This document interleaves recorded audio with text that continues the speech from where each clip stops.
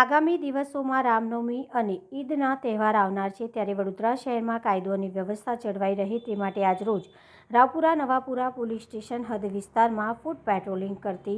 વડોદરા શહેર રાવપુરા અને નવાપુરા પોલીસ સ્ટેશનની ટીમ આગામી સમયમાં રામનવમી અને રમઝાન ઈદના તહેવારની કાયદો અને વ્યવસ્થા જળવાઈ રહે તે અનુસંધાને વડોદરા શહેર પોલીસ કમિશનર શ્રી નરસિંહા કુમાર સાહેબ તથા સંયુક્ત પોલીસ કમિશનર શ્રી લીના પાટીલ સાહેબના તરફથી કાયદો અને વ્યવસ્થાની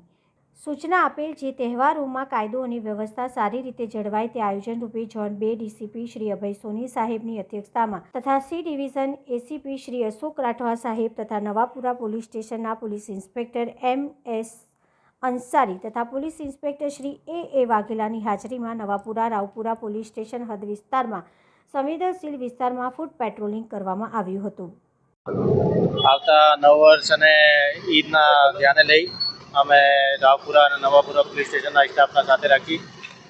જે રાવપુરામાં પોલીસ સ્ટેશનથી લઈને પદ્માવતી શોપિંગ, ભગતસિંહ ચોક, દૂધવાલા મોહલ્લાથી લઈને નવાપુરા પોલીસ સ્ટેશન સુધી અત્યારે ફૂટ પેટ્રોલિંગનું આયોજન કરવામાં આવ્યું છે અને જાહેર જનતામાં સલામતીની ભાવના રહે અને કોઈ પણ લુકા તત્વો જે આવનાર કાર્યક્રમોમાં સમસ્યા ઊભા ના કરે એના માટે અમે લોકોએ કામગીરી કરી રહ્યા છે। આના પછી વ્હીકલ ચેકિંગ પણ રાખવામાં આવશે અને કોમિંગ પણ રાખવામાં આવશે। સાહેબ, જે પ્રમાણે છે આવનાર તેવા લોકો સામે અપીલ કરો? અમારી એવી ઈચ્છા છે કે કોઈ પણ નાની મોટી બાબત હોય તો પોલીસના ધ્યાને દોરવું અને કાયદા અને પરિસ્થિતિ જાળવી રાખવાનું અને કાયદો પોતાના હાથમાં લઈ લેવું, આ રીતે અમે લોકોએ અપીલ કરીએ છીએ અને અમારો પૂરો બંદોબસ્ત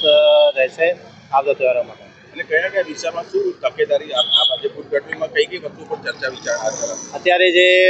ગયા વર્ષે જ્યાં સંવેદનશીલતા વધારે હતી અને નાના મોટા બનાવો બનેલા હતા, આ બનાવોને ધ્યાને રાખીને અમે લોકો અત્યારે અહીંયા ફૂટ પેટ્રોલિંગ કરી રહ્યા છે, જેથી કોઈ પણ લુકા તત્વો આ વિસ્તારોમાં કોઈ પણ ગેરકાયદેસર પ્રવૃત્તિ ના કરે।